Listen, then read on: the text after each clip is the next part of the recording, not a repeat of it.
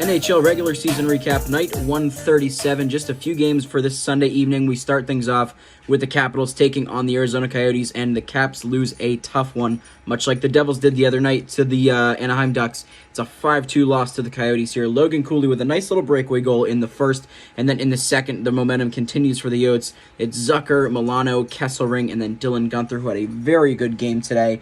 He also got a beautiful assist on the Logan Cooley goal, and then in the third, Mantha and Schmaltz on the empty net rounds out the 5-2 final. Vejmelka was pretty solid. He goes 24 for 26.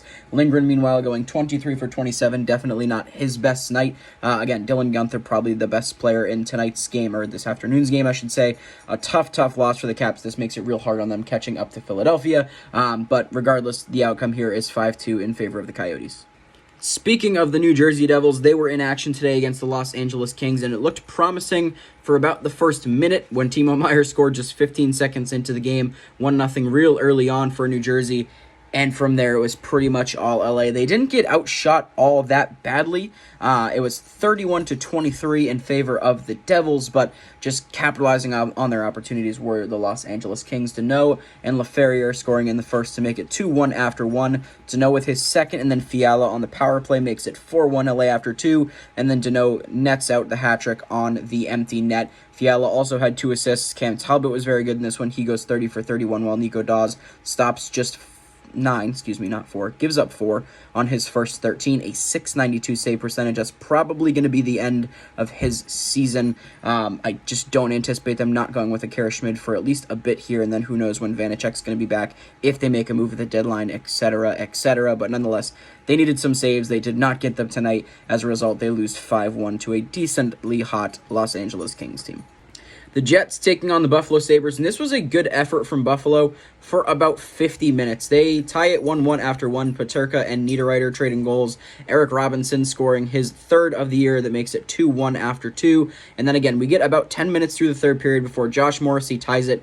A few minutes after that, Morgan Barron with his 10th makes it a 3-2 game. Vlad Nemestikov scores on the empty net to make it a 4-2 game, and Sean Monahan, his 21st, makes it a 5-2 game also on the empty net here. So UPL only gives up 3 of the 5 goals, 30 for 33, a .909 save percentage. He was definitely the busier of the 2 goalies. They get outshot by Winnipeg 35-19. Laurent Brossoit 17 for 19, an .895 save percentage in the winning effort, which is more than enough to keep them in that second spot in the Central Division. It's a stinger of a loss for the Sabres, but again, it doesn't mean all too much for them. I, again, don't think they're getting anywhere near the playoff line. They've made it interesting this last week and a half, but this game against the Jets definitely stops that momentum pretty hastily. So we'll see if they're able to bounce back in their next game for the Jets. They're continuing to try to battle for that first spot in the Central. These 2 points definitely help that. 5-2 is the final over Buffalo. The Wild hosting the San Jose Sharks. And this game was surprisingly back and forth for a good bit. No goals in the first. Granlund and Sturm scoring on the power play and shorthanded back and forth here. Gaudreau and Kaprizov, though, tie it within the next few minutes after Sturm's goal. So it's 2-2 after 2. Anthony Duclair would make it a 3-2 game in favor of the Sharks just 23 seconds into the final frame. But a few minutes after that, Kirll Kaprizov, his second of the game, ties it up. And then with about 4 minutes to play, Kaprizov once again completing the hat-trick effort. His 29th of the year ends up being the eventual game winner, and it's a 4-3 victory for Minnesota. It was not a great showing from Philip Gustafsson. He only faces 15 shots, gives up 3 goals on those 15. Meanwhile, Kaapo Kähkönen, the ex-Minnesota Wild, gives up 4 on 32. Not great statistically from him either, but certainly better than Philip Gustafsson was. Nonetheless, the worst goalie ends up getting the W here. It's a 4-3 win for the Wild as they continue to try to stay alive in the Western Conference playoff race. The Vancouver Canucks visiting the Anaheim Ducks, and it was a surprisingly low-scoring game here. Casey DeSmith getting the start for Vancouver, Lucas Dastaal in net for the Ducks. Hoglander and Killorn trade goals in the first 4:15 of the first, so it's 1-1 after 1.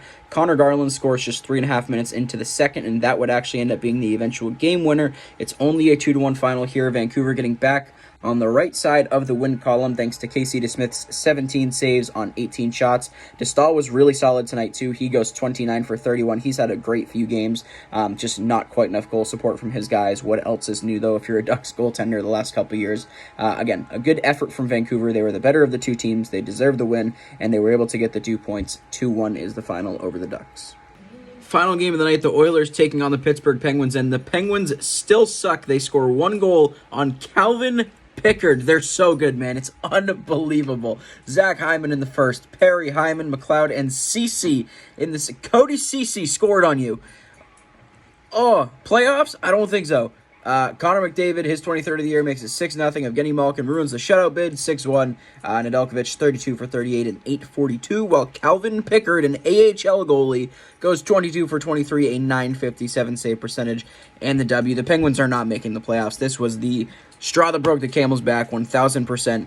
GG. That's it for NHL regular season recap, night 137. We'll talk to you guys tomorrow, where hopefully some teams in playoff races decide to show up for their games, because the Penguins did not tonight.